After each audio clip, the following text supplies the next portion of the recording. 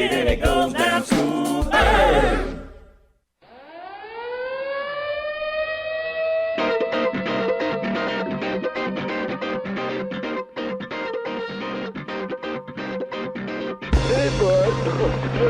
Now it's time for Toker Talk Radio, the voice of the marijuana nation. What are you people? On dope? Where you can toke. I inhale frequently.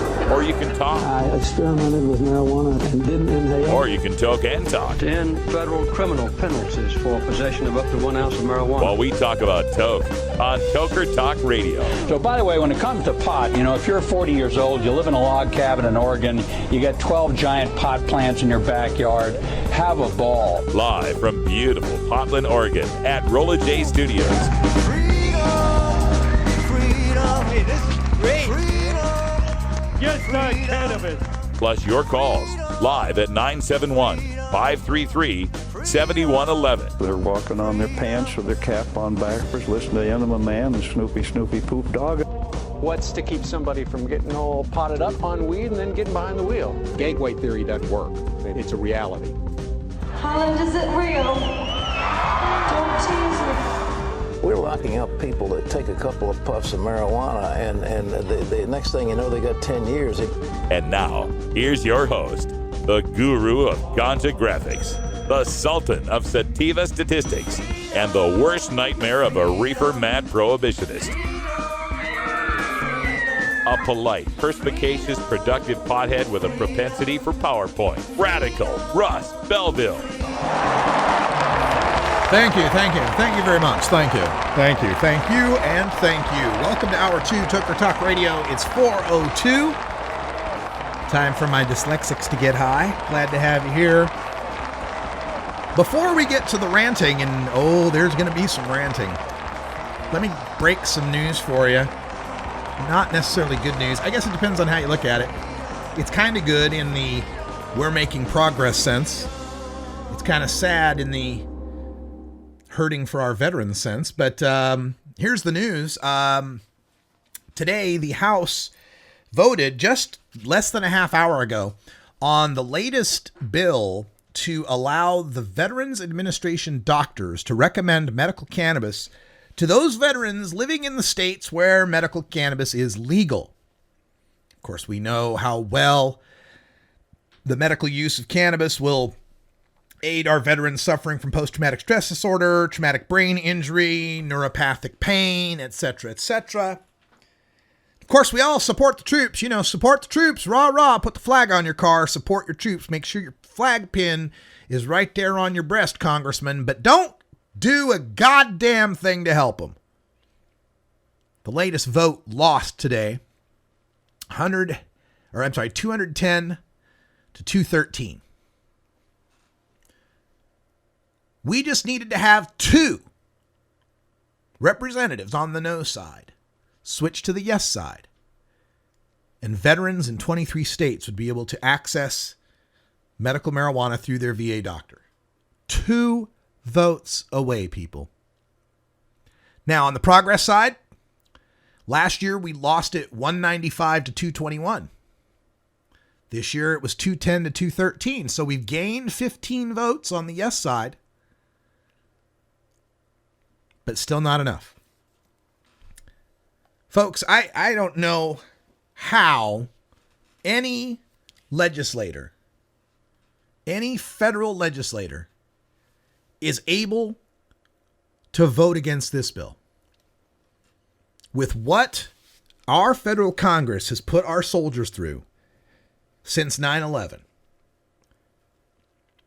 And, think what you will about the justification for going to Iraq or Afghanistan. You can be a dove, you can be a hawk, you can think it was the right thing to do, you can think it's the wrong thing to do. But no matter what you think about why our soldiers ended up there, our soldiers ended up there.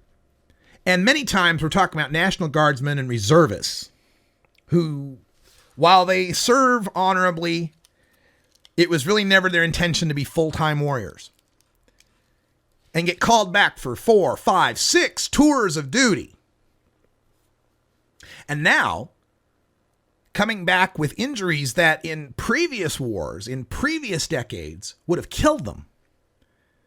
But thanks to our modern miracles of surgery and battlefield technology and all of that, we can save many of these lives, at least on the battlefield, and then ship them back to America where they've got to cope with not having a limb and the neuropathic pain that comes with that, or having a shattered psyche from the horrors of war.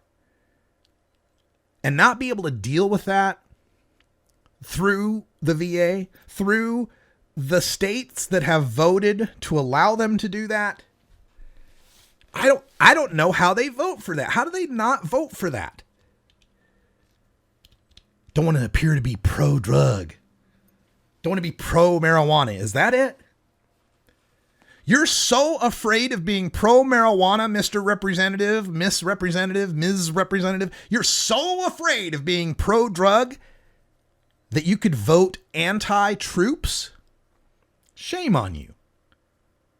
Shame on the 212 who voted against this and forestalled for another year at least the ability of these vets in these states to be able to get the relief they deserve.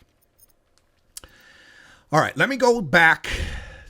Well, we're going to take a break, but before we go, coming up on the show in our next segment, we're going to talk about Nutritional High trading on the OTC penny stocks as spliff and their marvelous idea to institute urine testing for their employees before they work on a manufacturing line.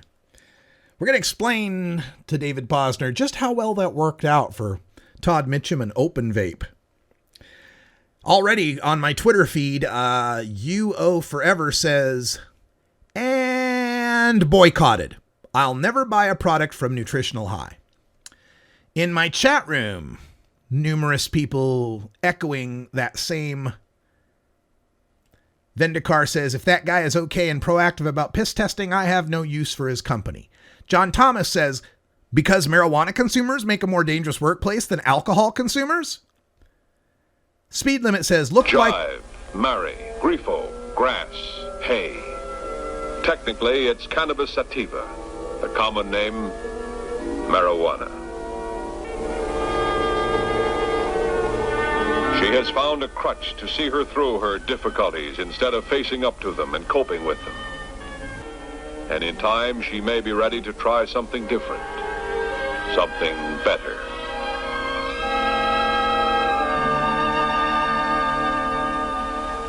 Gateway theory doesn't work. It's a reality. 420 Radio, your ticket to the Boston Freedom Rally. 420 Radio is brought to you by Sacred Serum, who is focused on creating elegant and sophisticated cannabis solutions through its line of dispensers and vaporizers that come preloaded with the world's finest cannabis concentrate.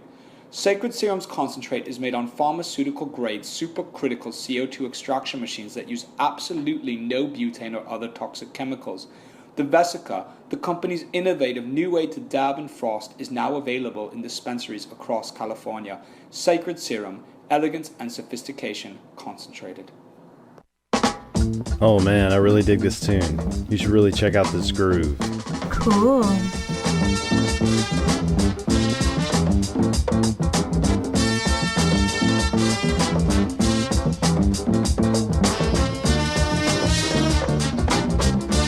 Groovy. Hey, check out more deep cuts like this on my show, Big Daddy Fink's Funky Roller Rink, every Thursday night on 420 Radio. Funky Roller Rink.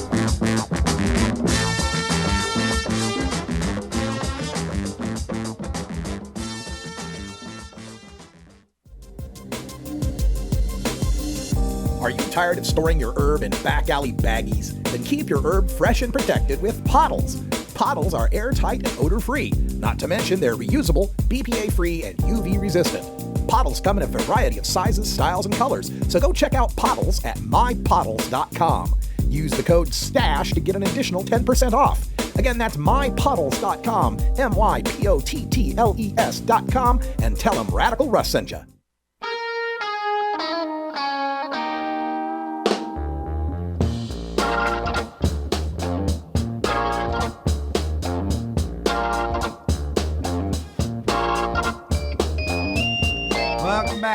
everybody. Feeling groovy here with Booker T and the MGs.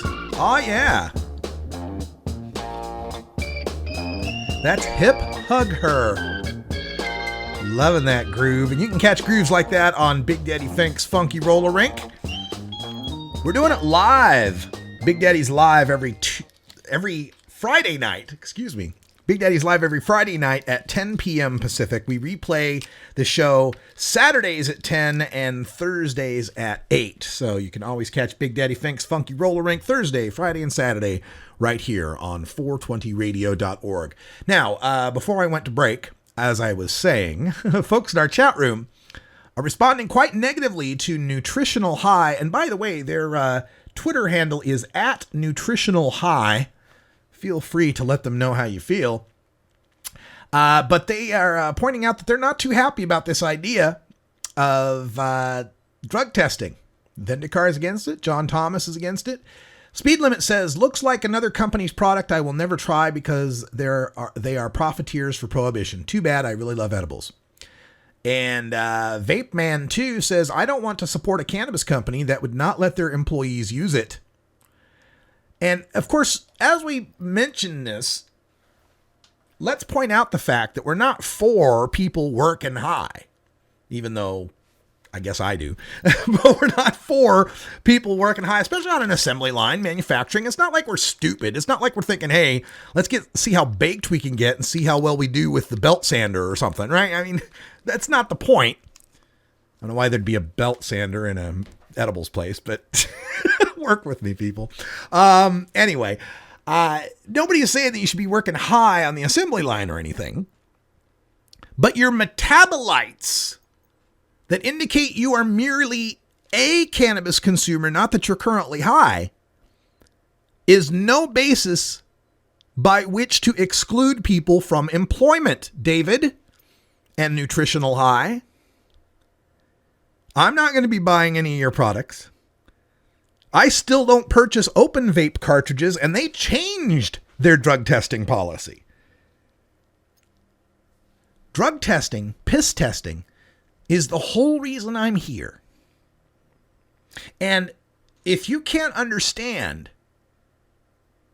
that it is a gross violation of our rights and a gross violation of a trust relationship, then your business has no business profiting from the cannabis community.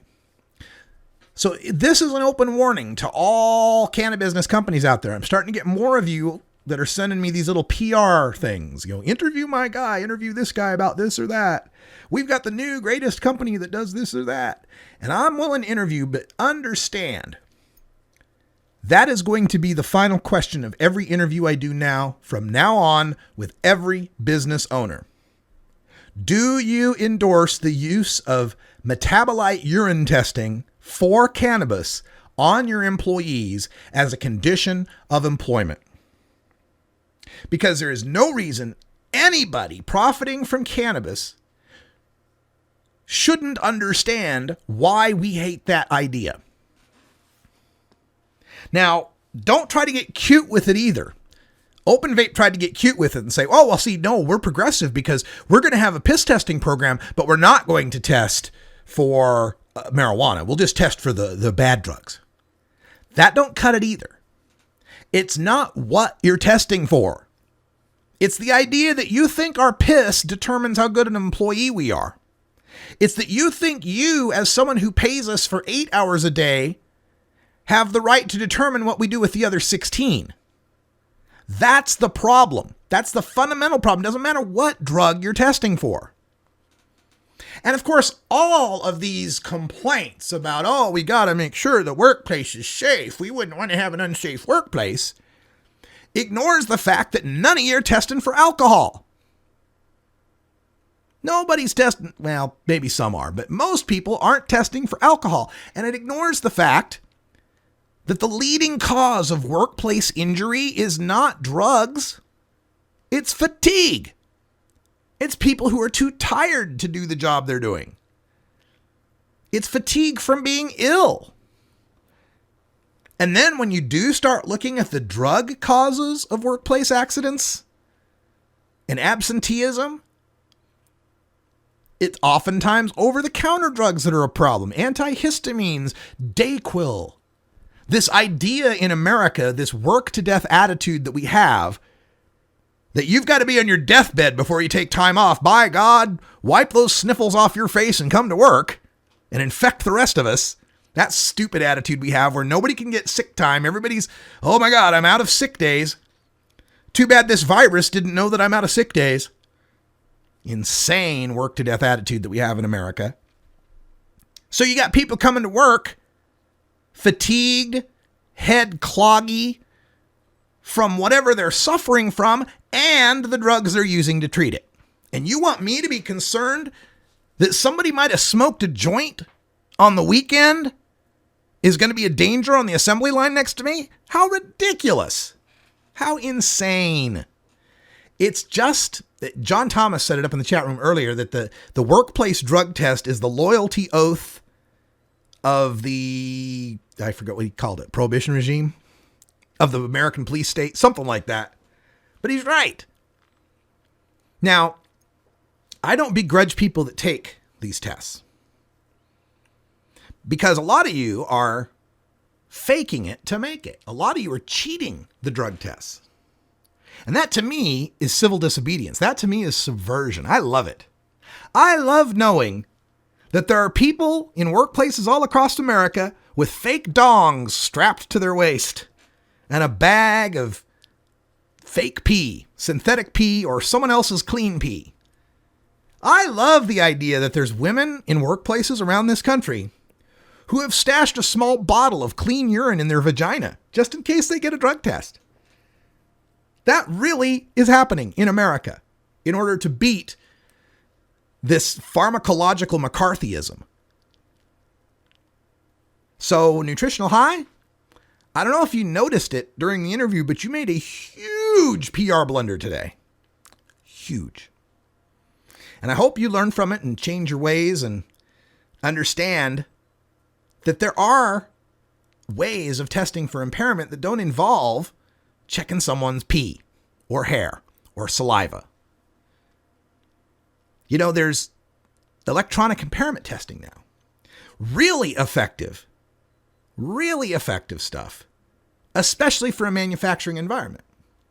With a very cheap program that can be run on something as simple as an Android tablet or an iPad, you can establish a baseline for every employee, their own personal baseline that shows that they're not impaired. And you can test them before work. You can test them randomly with this simple little test. And know immediately, not have to wait for a lab, know immediately whether they're impaired or not and whether to take them off the floor. You know, I was reading in the comments today on the Washington Post piece about the drug testing. And one of the commenters pointed out that it's telling that we have to have drug testing to determine whether someone's on drugs, because apparently their job performance or outward personality isn't enough to detect it. It's a very well put. It reminds me of a stand-up comedian I saw once who said, look, drug testing is cheating. If I can go to work high and you can't tell, I win. If you can't tell your employees high, how much of a problem are they really? Insane stuff, folks. All right. Coming up, we've got some more stories to cover here. Talk about the hellacious aspects of the war on certain American citizens using non-pharmaceutical, non-alcoholic, tobacco-free drugs. This story out of Houston of this truck driver. Wait till you hear this one. Poor guy trying to run a trucking company gets jacked by the DEA and now has no recourse. We'll tell you how that went down. Also coming up on the show, sad story out of Georgia. One of the young girls fighting for CBD oil. It didn't come soon enough for her. We'll tell you about that. Also in Off the Warpath, we'll talk a little bit about Baltimore and more discussions on race in America. And coming up next, our Groovin' Thursday tune, We got Chuck Diesel calling in. We got something good for you on the hip-hop tip, so stay tuned for that. Light them up, have a good time, because guess what, folks?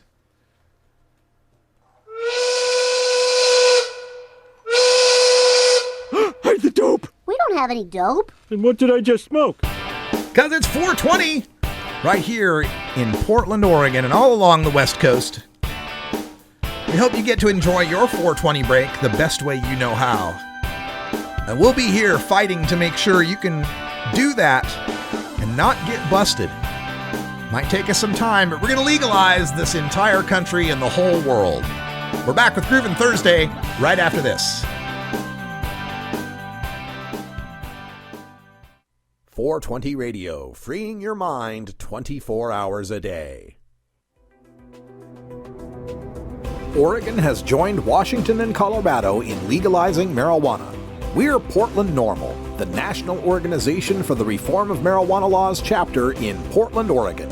Join us as we celebrate the launch of an exciting new era in marijuana freedom in Oregon. Our job has just begun. Powerful interests want to white out the most important portions of Oregon's legalization law. By joining Portland NORML, you add your voice to the thousands who voted for Measure 91 and want it to be implemented as written. The people have spoken. Now it is time for the legislature to obey the will of the people. Find out more about Portland NORML at portlandnormal.org. Attend our monthly membership meetings on the fourth Saturday of the month. See our website for more details. Portland NORML, ensuring responsible adult marijuana consumers are afforded the same rights, privileges, and responsibilities as beer drinkers. The Fingerboard Extension has fretted instruments to enhance your creativity. It has new and used guitars and banjos from beginning to high class. The Fingerboard Extension has National Resophonic, Husson Dalton, Larrabee, Heritage and Recording King guitars, and Mike Ramsey, Wildwood, Gold Tone, and Recording King banjos. The Fingerboard Extension also has drum stuff, used gear, and parts. Stop by the Fingerboard Extension, downtown Corvallis, Oregon at 120 Northwest 2nd, or check out the inventory on the web at fingerboardextension.com and reverb.com. Get.Buzz. .Buzz is the internet platform that fuels community interest, excitement, and new experiences. .Buzz is the premier online destination for internet users seeking the latest news on a variety of topics. .Buzz appeals to groups active in blogging, communications, journalism, advertising, and marketing. .Buzz offers registrants a stronger alternative to the shrinking namespace of existing top-level domain names, such as .com, .net, and .org. Get your name now at get.buzz.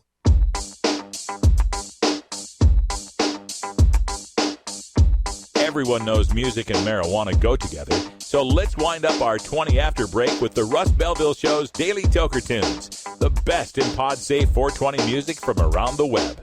Today is Groovin' Thursday, featuring rap, hip-hop, soul, and funk music. Now, sit back and enjoy your Daily Toker Tune. Oh, yeah. Welcome back, everybody. Groovin' Thursday, ready to go, get our groove on, and we've got Chuck Diesel on the line, bringing the groove to us. How you doing, Chuck? Doing great. How are you doing, Russ? Oh, the weather's been so nice. It's been hard to do a show, I tell you, buddy. I know, man. It's hard being a working man on days like this, but sure is, man. You got to do what you got to do for the cause, right? I guess so. What's up with you, man? I'm just enjoying the sunshine. Been smoking on a lot of this Afrec. Been enjoying that a lot. It's kind of a Afghan time wreck cross. It's really uplifting, but it's got kind of that train wrecky funk to it. Really liking that. And watching the Measure 91 stuff just kind of unfold. It sounds like last night there was a big victory for preventing some of the dismantling of OMMP, so that's cool. Yep. Pieces and parts, we're fighting for it bit by bit, and I think at the end of all of this, I mean, one of the things we have to remember is that even if the worst of it came true, we'd still have the most liberal medical marijuana law in the country. Yeah, I was reading some of that, and it sounds like if you were, this was struck down, but if you were a grower before January 1st, 2015, and you're outside of a city zone, then you're still in pretty good shape, even if those passed. I mean, 96 plants. Yeah. Is a pretty solid medical plant count for one garden. Hard to complain about a 96 plant garden, but some people will. I guess, everybody's got their perspectives on this. Hey, what's happening for you? Are you making it out to the Global Cannabis March this weekend? I'm hoping to, yeah. I'm hoping to link up with you guys down there. years ago, I came down there and gave some cookies and whatnot to Ganja John, and that was kind of my introduction to 420 radio. It was the normal daily audio stash back then. Yeah. And so it's a nostalgic march. Yeah, it's nostalgic to me, too. It's my 10-year anniversary of marijuana activism. I got started at the Global Marijuana March of 2005. That's when I met Madeline Martinez and Anna Diaz, and it all took off from there. So I encourage anyone to get down to the march because you never know who you might meet. Yep, and it's supposed to be nice out. It's supposed to be a great day, so it should be good. We're going to have a good time. All right, let's get to some music here because you've got one of our favorites, the Dog Father, D.O. Double Jizzle, Snoop Dogg on the deck. What's going on here? Yep, we got Snoop D.O. Double G with Be Real. Going pretty gangster today. This is some of his old stuff, but I really like it. I really like especially Snoop Dogg's old stuff when he's still... I appreciate Snoop Lion and the new incarnations of his music, but I definitely appreciate the old stuff. Yeah, loving that stuff. All right, so this is Snoop Dogg with Be Real. The tune is called Vato, and you know where people can get this? Is on an album somewhere? Yeah, it's on the Blue Carpet Treatment, so you can find that on iTunes or I'm sure all the other marketplaces because he's a major distributed artist. So. All right, well, here we go. Snoop Dogg. I was chilling right around my way, 21st east side of the beach. This motherfucker ran up on me talking shit with his homies like he was a straight G. Asking where I'm from while he running up. Gang bang my set on every one of them. Some things, sons, they just won't change. Fools don't respect nothing but the gang bang. What's seen is what's saw, dog, is the law. I had you niggas running like a marathon. Lil G's tryna creep on the ease with it. Talking about they gon' get my chain and they gon' leave with it. But they don't know. Once they get close, it's tic-tac-toe. 3 motherfuckers laid on the floor. Yeah, this happened yesterday. On the west they spray. I heard a SA say, he said, I thought you won't believe what I saw. I saw these pack of guys and they act real hard. And what they do? They twist their fingers, say you know who we are. He said, I don't give a fuck, and Snoop Doggy Dogg. They keep talking and it went too far. So Snoopy, he went straight to the trunk of his car. And what'd he get? He got his gun and they start running hard. He started firing and then he just charged. Run, nigga. Duck, nigga. Run, motherfucker, run. Run, motherfucker, run. Run, nigga. Duck, nigga. Run, motherfucker, run. Run, motherfucker, run. I didn't mean to hit what I hit. Now that's 3 motherfuckers dead and I ain't seen shit. But these niggas will scream with plea. But for a G like me, it's just a case. Really, you can see. I crack the Mac back and pop off rolling. And smack your neck back, you drop off falling. I haven't seen my mama in a week. And she ain't even ran her mouth about me. Fuck that, I ain't give a fuck about the law. Niggas say they wanna brawl, you would think that they were broads. Believing all the things that you never saw. In it, y'all, been a dog, smoke you like a menthol. You think you know, but this can't go. You think you'll blow on my dope? What the fuck, no. See, these niggas proceed with speed, so feel the need to bleed. Oh, you hear my enemies going. I thought you won't believe what I saw. I saw these pack of guys and they act real hard. And what they do? They twist their fingers, say you know who we are. He said, I don't give a fuck, and Snoop Doggy Dogg. They keep talking and it went too far. So Snoopy, he went straight to the trunk of his car. And what'd he get? He got his gun and they start running hard. He started firing and then he just charged. Run, nigga. Duck, nigga. Run, motherfucker, run. Run, motherfucker, run. Run, nigga. Duck, nigga. Run, motherfucker, run. Run, motherfucker, run. I wouldn't be the nigga that I am if I didn't pop niggas in they mouth. God damn. And Snoop will keep 1 foot on the streets and leave them covered in sheets. Run with them niggas with the heat. You never seen a thug like this. You never seen a dub like me. And I ain't weak for wanting peace. In fact, I could be beast of the East, motherfucker. I never hesitate to blaze. A nigga really tryna change his ways. We gotta move my team cause my peoples are screaming that we need more. For fun or is illegal. But bang on the song, make it feel like a drive-by. It's a shame, but somebody gotta die. They see it happen state to state, but when I'm mobbing LA, all I hear the SA say, they go. I thought you you won't believe what I saw. I saw these pack of guys and they act real hard. And what they do? They twist their fingers, say you know who we are. He said, I don't give a fuck, ain't Snoop Doggy Dogg. They keep talking and it went too far. So Snoopy, he went straight to the trunk of his car. And what'd he get? He got his gun and they start running hard. He started firing and then he just charged. Run, nigga, run, nigga. Duck, nigga, duck, nigga. Run, motherfucker, run. Run, motherfucker, run. Run, nigga, run, nigga. Duck, nigga. Run, motherfucker, run. Run, motherfucker, run. Snoop Dogg, him boss gunshots. Skateboard B, they say him boss gunshots. DPG, them boss gunshots. BBC, you know them boss gunshots. Come again now. Snoop Dogg, him boss gunshots. Skateboard B, you know him boss gunshots. Come again now. BBC, them boss gunshots. DPGC, you know them boss gunshots. Come again now.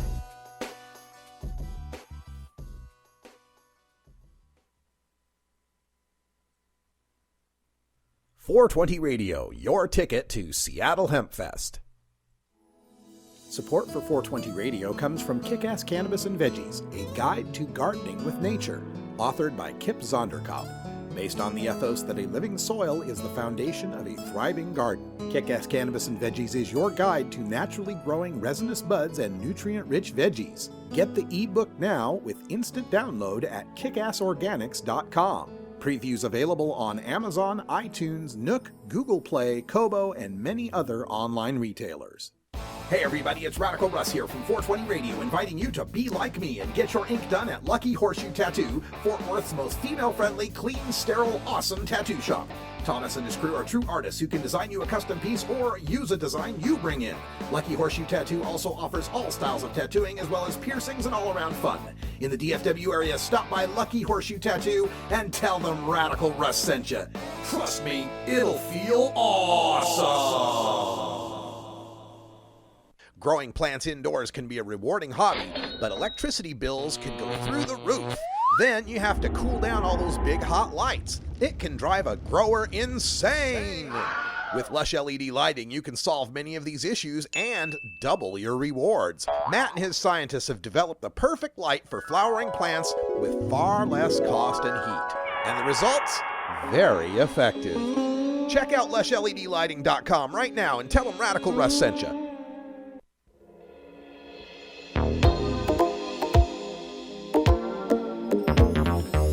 Welcome back, everybody. 33 after the hour, music from Delegation. That's It's Your Turn. If you're following along in the chat room, I have posted the final vote for the roll call on the amendment that my representative, Earl Blumenauer, proposed that would allow VA doctors to recommend medical marijuana to those patients, those veterans in the 23 medical marijuana states. Failed by a vote of 210 to 213. Pretty much party line. Democrats were for it, 175 to 8. 8 Democrats voted against it. So find those 8 Democrats' name and send them a note. And Republicans, 35 Republicans voted yes, 205 no's.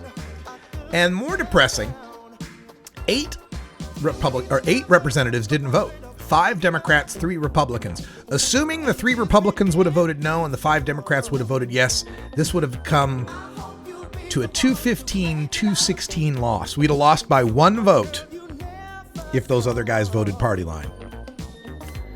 Yeah, frustrating, isn't it? All right, I'm going to try and reach out by phone. I was trying to reach John Sajo earlier for our piece on the Senate Bill 844 and the -6-7 amendments. He lives out in the hinterlands. I've been to his place, man. It's like out there. And so I wasn't surprised he didn't get the email in time. He just got the email and said he'd be willing to speak to us. So we'll try to get John Sajo on the line, and let's see if we've got him there. John, this is Radical Russ. You're on the air. Hi, Russ. How you doing? I'm doing fantastic. Folks, this is John Sajo, longtime activist here in the state of Oregon. He's been following the Measure 91 work sessions on this HB or Senate Bill 844, the -6-7 amendments. And I kind of broke it down for him based on your email, but I just wanted to get you on the line to see if you had any thoughts or insights on how much of this do you think is going to stay? How much of this is going to pass and become the new law in Oregon? Well, that's hard to say, but my guess is what comes out of this committee is pretty likely to become law. I assume that the leadership in the legislature has delegated the authority to this committee to work out the details, and probably both sides are going to, go with what they come out with, would be my guess. So I think it's pretty likely. Now, if I've gotten this correctly, they're grandfathering in current grows in the city to 24 plants, in the country to 96, and those new 12 and 48 limits apply only after a certain date in 2016. Did I get that right?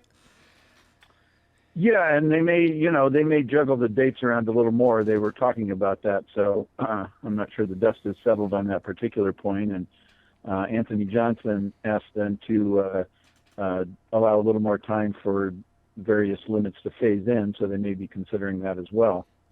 And other breaking news that I can bring to folks here, it appears Anthony Johnson, the chief petitioner of Measure 91, has been added to one of these rules advisory committees, and not just a subcommittee, but one of the main committees. Have you heard any more on that?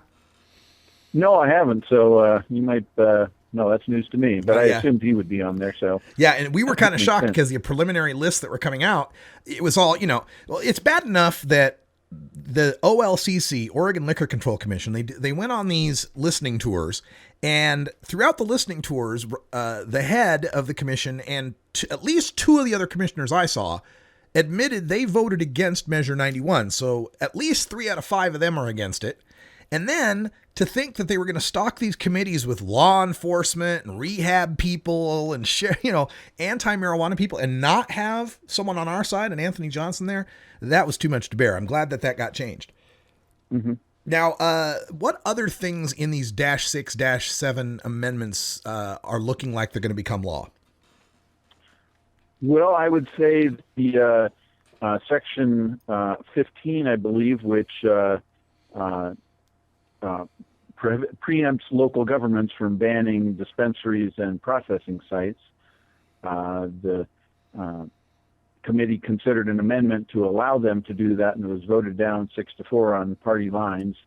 And so say and it was discussed quite a bit, and, it looks like the state of Oregon is not going to allow local governments to ban medical marijuana facilities, and that's pretty exciting and a good thing. As far as I can tell, according to Rob Bovet, Oregon will be the first state to actually do that, and to explicitly protect the cities and states, right?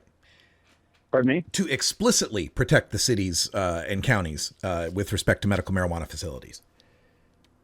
It explicitly says that they can't ban them or even make rules so restrictive that they effectively ban them. Yeah. Now, an interesting argument brought up by Rob Bovet, who's the attorney for the Association of Counties, is that, well, that's going to force these counties to litigate, and it's going to go all the way up to the Supreme Court and cause both medical marijuana and Measure 91 to be overturned by the courts.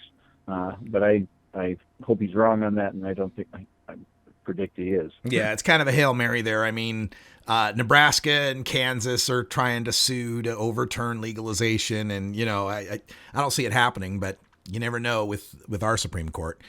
We have a question from our chat room wanting to know about this whole grandfathering in of the existing grow sites. Is that based on the grow site location, or is that based on the grower who's been growing? That's a good question. I think the language in the bill mostly refers to the address. And so the grandfathering is, however many patients were registered as of January 1st of this year. At that particular address. Okay, that makes sense. Some other changes. But another change in the bill, though, is that it doesn't, right now growers are restricted from growing at more than one address. I believe they've deleted that language from the bill and haven't put it back in. So it's another factor. One of the things that I was very pleased to see is the changes on immature plants. Number one, getting rid of the 12-inch designation, and number two, no longer counting. Like, who cares how many immature plants you got? How do you think that will impact the growers?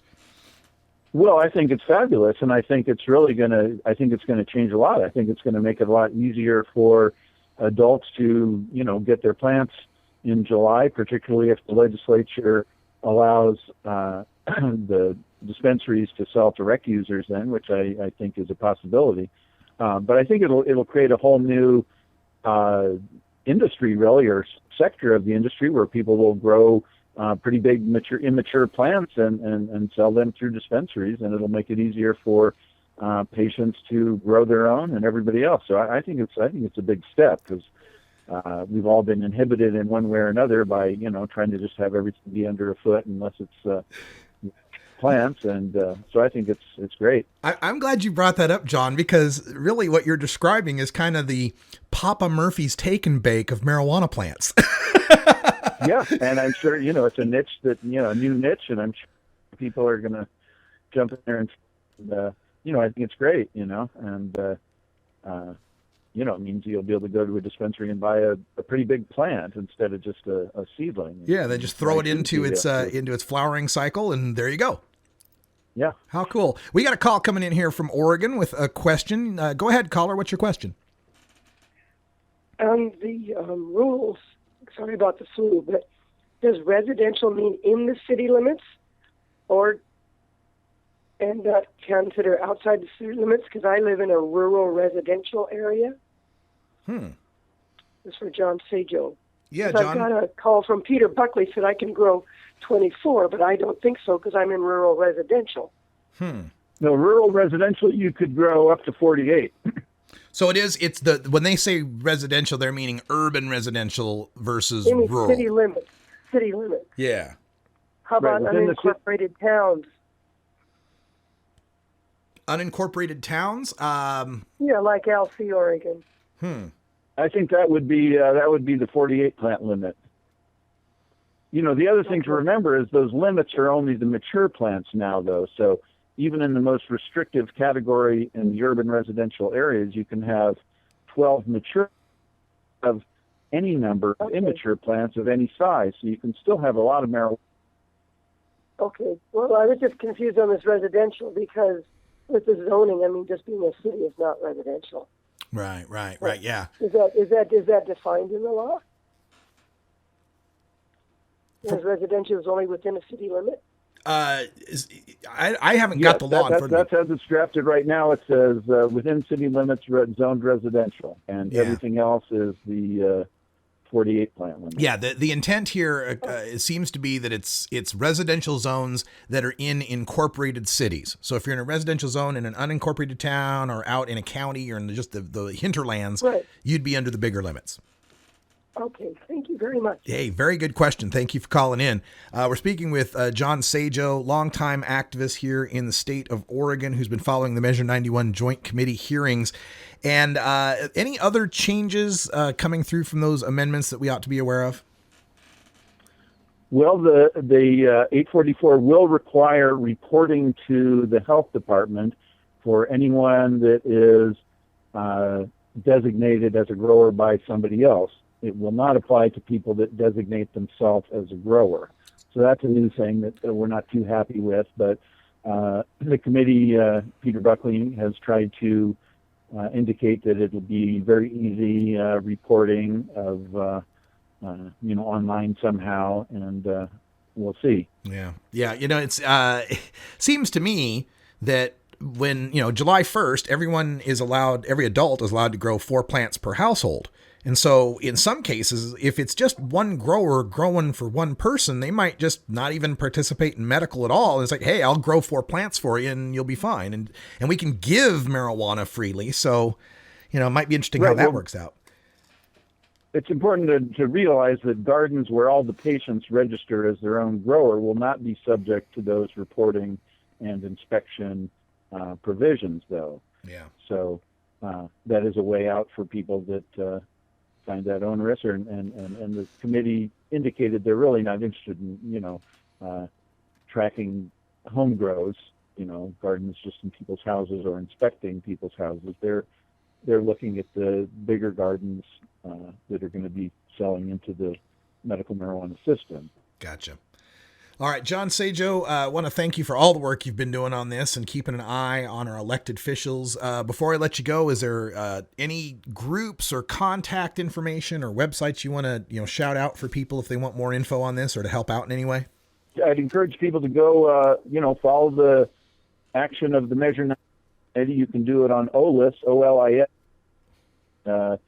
follow the links to the Measure 91 committee. All of the hearings are online at any time, all the testimonies by people, and it's good stuff. Oregon is, I think, doing a much better job of implementing marijuana legalization than either Colorado or Washington, and it's pretty exciting to watch it unfold. All right. I'm very excited and looking forward to July 1st. We are going to celebrate. And you got any big plans for the farm up there? Any big parties happening that I need to know about? Well, I'm not sure. There is going to be a Umpqua Valley Hemp Fest on July 3rd, so I know I'll be at that, but I'm not sure where I'll be on the 1st. But I'll get back to you on that, Russ. Okay, thanks so much. John Sajo, appreciate all the work you're doing here in the state of Oregon. Have yourself a great day. It's a good day for it. You bet. You too, Russ. All right. Stay tuned, folks. When we come back, we're going to tell you the terrible story out of Houston.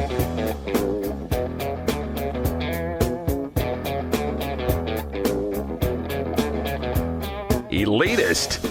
Just like any other dishwashing, burger flipping, public school educated, self-employed, bar band, musician, National Guardsman, he's Radical Russ. Yeah, wait until you hear about this terrible story out of Houston, Texas, where the DEA apparently can secretly steal your shit, destroy it, and you can't sue them. More about that and in memoriam for little Savannah in Georgia. You're listening to the Russ Belville Show's Toker Talk Radio. We're right back after these sponsor messages.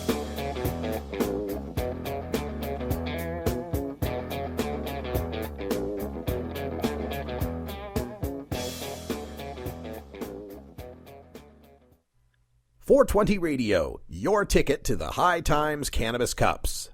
You know Herb Thrasher from the Herb Thrasher Flower Hour. Now get ready for Herb Age Designs for the proud cannabis consumer. Herb Age Designs, lifestyle gear for the 420 friendly. Herb Age Designs, we've got Frisbee golf discs and durable hemp gear. Herb Age Designs, we've got shot glasses, drinking glasses, coffee mugs, and beer cozies. Check us out on Facebook and online at herbagedesigns.com. And follow Herb Age and Herb Thrasher on Twitter. Despite strong public support for medical cannabis, decriminalization, and legalization in Georgia, the state spends $121 million every year to arrest, prosecute, and imprison Georgians for simple possession. Each year, the state of Georgia spends less on driver services, agriculture, and forestry combined. What else can $121 million a year do in Georgia? With that much money, the state could hire and keep 3,000 more teachers, improve roads and bridges, provide tax relief for small businesses, repair aging sewage systems, or lower taxes. But right now, that's millions of dollars of your tax money wasted on failed enforcement. Tell your representative you're tired of wasteful spending and ask them to end cannabis prohibition. Join the conversation at www.peachtreenormal.org. Peachtree Normal is a proud affiliate of NORML, the National Organization for the Reform of Marijuana Laws. At Herbie's Cannabis Seeds, we pride ourselves on bringing you the best quality seeds from the world's most respected cannabis seed producers, all at the lowest online prices. You can find Herbie's seeds at herbiesheadshop.com. All cannabis seeds are sold as souvenirs and as a means of preserving cannabis genetics. Herbie's Seeds in no way intends to condone, promote, or incite the use of illegal or controlled substances. We strongly urge all prospective customers to check their national laws prior to placing an order. Herbie's Seeds at herbiesheadshop.com. Proud sponsors of the Russ Belville Show and 420 Radio.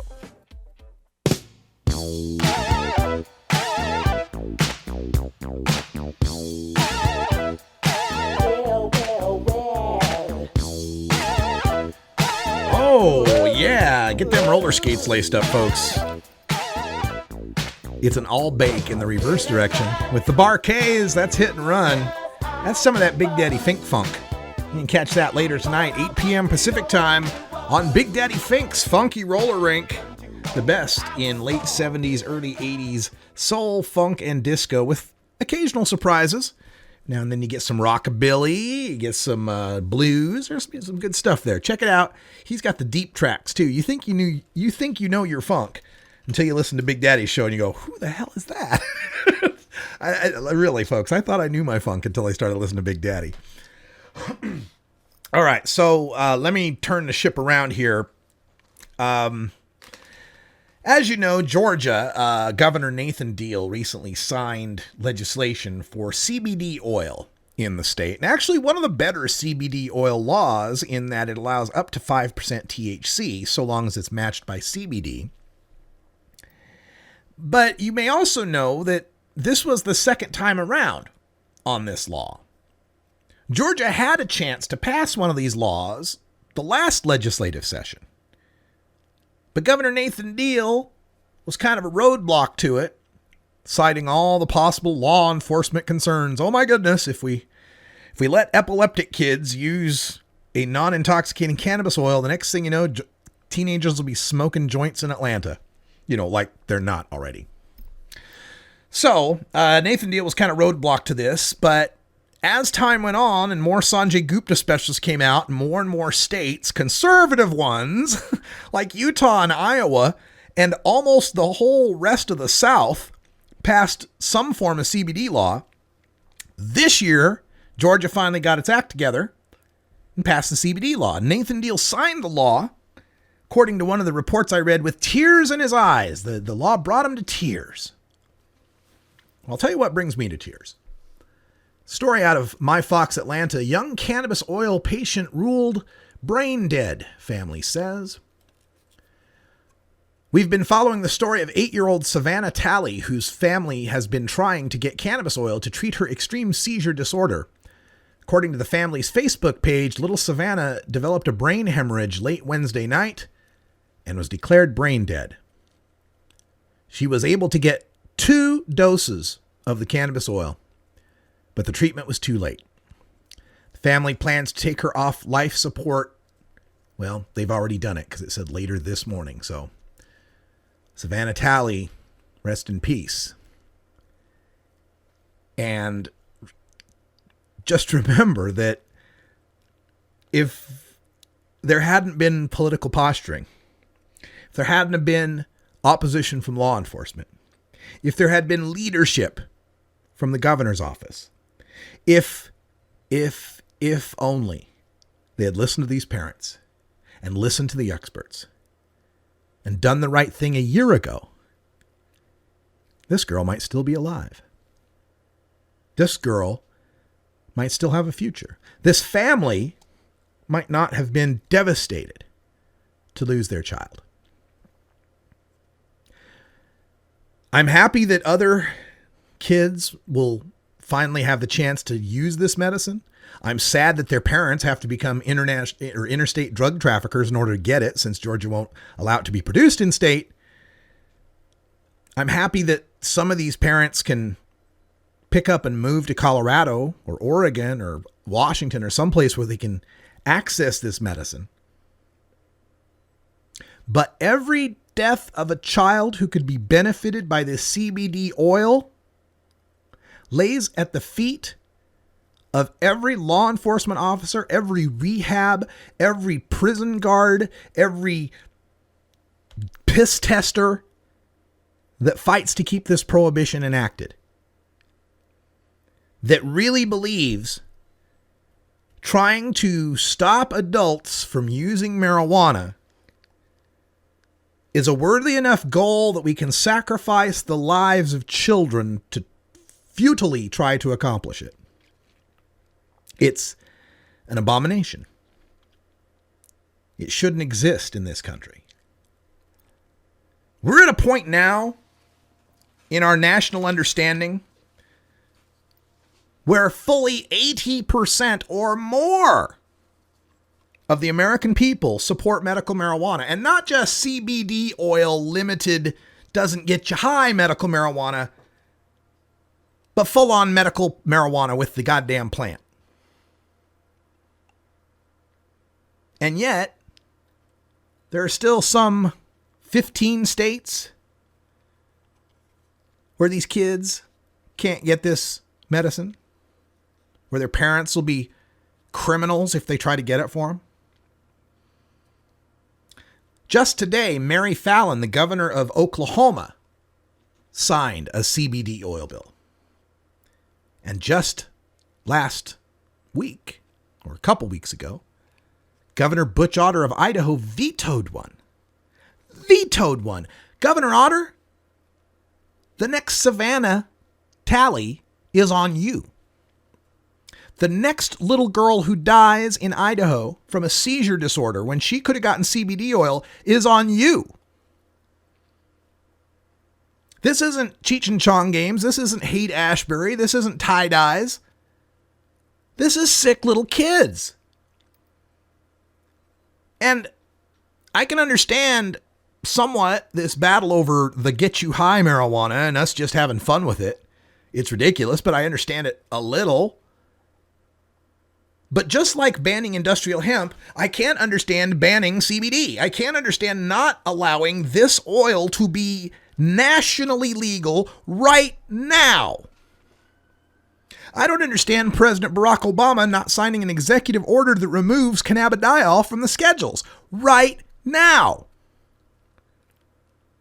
How many more 8-year-old little girls do we lose before we finally recognize this self-evident truth? It's disgusting. All right, let me switch over to another story that's disgusting. So, in Houston, Texas, there's this guy named Craig Patty, and he's a trucking company owner. And by trucking company, I mean he had 2 trucks, 2 big rigs. That's his company. We're not talking about a major shipper. We're talking a little guy, a little family business he's got, a couple of trucks. Unbeknownst to him, his driver decides to work with the DEA, decides to become a CI, decides to work undercover with the DEA. The DEA in November of 2011 had the driver, his name was Lawrence Chapa. He was working for a DEA task force, one of those task force that's both federal officers and local officers. They were supposed to be watching him drive his truck from the Rio Grande Valley to Houston. He was going to take him where the load was delivered, and they were going to arrest the drug cartel members that they found there. But what happened is that as it entered the Northwest Houston corridor there, with 24 law enforcement officers watching, several heavily armed Los Zetas cartel-connected soldiers in SUVs converged on the truck. There was a firefight. The truck was wrecked. It was riddled with bullet holes. The driver was killed. Blood all over the inside of the truck. A plainclothes Houston officer shot a plainclothes county sheriff, thinking he was one of the gang members. 4 of the attackers were arrested and charged with capital murder. The truck was impounded, but it was out of service for several months. Remember, that's half this guy's fleet out of service for months. The DEA refused to pay damages. His insurance company wouldn't pay damages because the truck had been used for a criminal act, and that was one of the exceptions in their coverage, so he couldn't cover the damage. His family had to live through emotional distress because, hey, now the cartel knows that this family had snitches working with the trucks, and you know how cartels like to go after families and teach them a lesson, right? So he sued in the Southern District of Texas in Houston, Stephen Craig Patty versus the United States of America. And the judge ruled that the DEA does not owe the owner anything. Not even the cost of repairing the bullet holes to his truck. Nothing. He can't sue the feds. He can't get anything for his emotional suffering, for the 90 or so days his truck was out of commission. His business suffered both from not having the truck and from the reputation of being involved with the cartels. And the DEA used this guy's truck without his permission. That driver, Lawrence Chapa, he didn't own the truck. Wasn't his truck to give over for permission. None of that matters. You can't sue the cops for that. And this basically sets a precedent that says the cops can take your stuff, use it in stings. If it gets damaged, you can't sue them. Happy Thursday, everyone. This is the Russ Belville Show. The Russ Belville Show is blogging and podcasting daily at radicalruss.com. All right, folks, that's all the time we got for today. Join us tomorrow for another 2 hours of news and interviews for the cannabis community. For everyone here at Rolla J Studios, I'm Radical Russ. Thanks for joining us. Download the app at 420radio.buzz. And until next time, take care of each other, tokers.